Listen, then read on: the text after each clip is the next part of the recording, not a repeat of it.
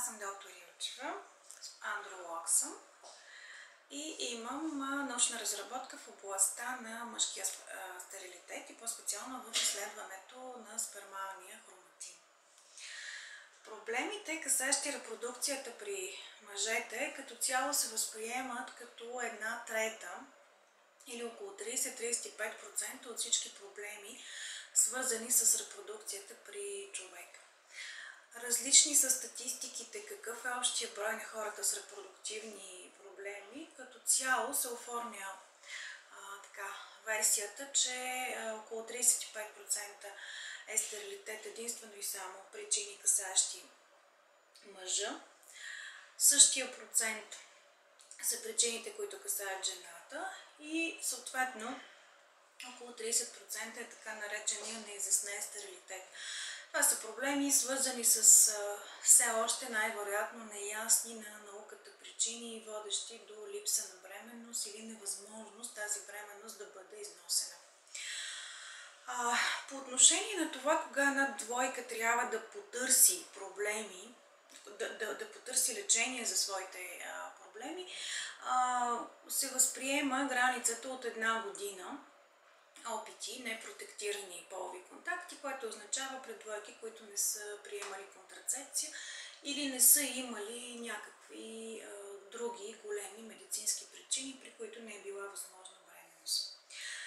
Що се касае по отношение на мъжкия стерилитет, широко въведено е понятието мъжки фактор за стерилитет. Това понятие обаче има много точно определени граници по отношение на спермалните параметри и те са брой на сперматозоидите под 12 милиона, подвижност в проценти за групите А плюс Б, т.е. прогресивно и бързо подвижните сперматозоиди под 32% и морфология под 4%. Казвам това заради широкото спекулиране с тази причина и обяснението при липса на бременност с така наречения мъжки фактор. Напротив, когато искаме да се сложи пациента в тази група причини, той трябва да отговаря точно на тези спермални показатели. Оттам нататък вече, когато се установят проблеми в спермалните параметри, би следвало да се търсят и допълнителни насоки за уточняване на диагнозата. На първо място това е урологичната консултация, след това ендокринологичните консултации, т.е. изследването на полови хормони и изследването на така наречените имунологични фактори за стерилитет. Имунологичните фактори са описвани много често като невидимите причини за липса на бременност. Те се пускат при определена категория пациенти. Това са пациенти, които са имали предишни интервенции върху тестиса, операции. Често разпространеното твърдение, че заушката води до стерилитет, най-често е свързана с появата на антитела или с някакво увреждане, което е предизвикано от високата температура по време на тази инфекция. Това, което прави впечатление напоследък, са големия брой мъже, които имат различни проблеми, свързани с затлъстяването и с метаболитния синдром. Може да се каже, че това е най-честата причина за намаляване на броя на сперматозоидите и за другите увреждания.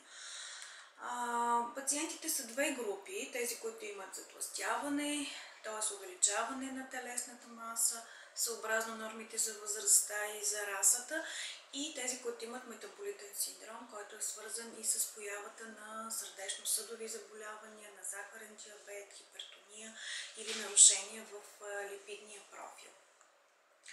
Друга водеща причина са различни видове системни заболявания, много често свързани с ставни заболявания, автоимунни заболявания, заболявания на щитовидната жлеза и съответно отделна група пациенти са тези, които са имали онкологични заболявания, химио или лъчетерапия.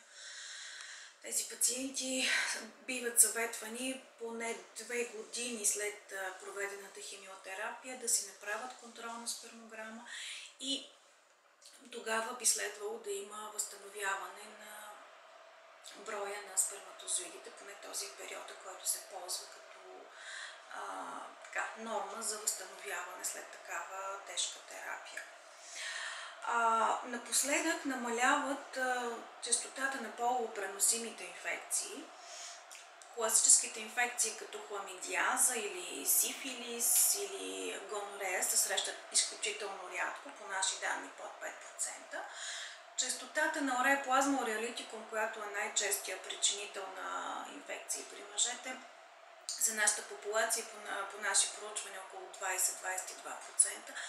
Все още обаче е спорна ролята на тази инфекция, по-скоро се възприема като причина за възникването на спонтанни аборти. С не особено така голяма достоверност обаче са тези данни. Най-вероятно по-високата здравна култура, използването на предпазни средства и широкият достъп до квалифицирана медицинска помощ намалява разпространението на тези инфекции.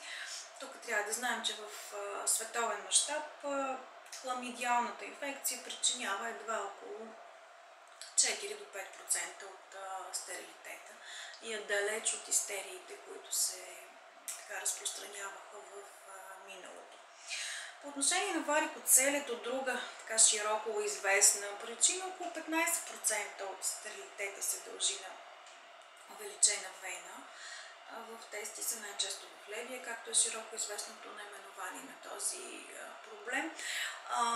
Освен намаляване в брой подвижността, тук скритата причина е влошаване на ДНК фрагментационния индекс, което се остава и проблем по отношение на инвитро процедурите, където всички други отклонения като техника могат да бъдат преодоляни. Малък е брой на пациентите, които имат различни видове, различни генетични заболявания. Един или два случая годишно, като се има предвид, че годишно през кабинета преминават може би над 2000 или 3000 човека. Един или два случая годишно се дължат на липса на сперматозоиди във връзка с някакво генетично заболяване. По отношение техниките, с които се преодолява мъжкия фактор, класика си остава така нареченото интрацитоплазмено спермално инжектиране, т.е. техниката ICSI, която като цяло е техника, подобряваща чувствително прогнозата по отношение на репродукцията при мъжки фактор на стерилитета.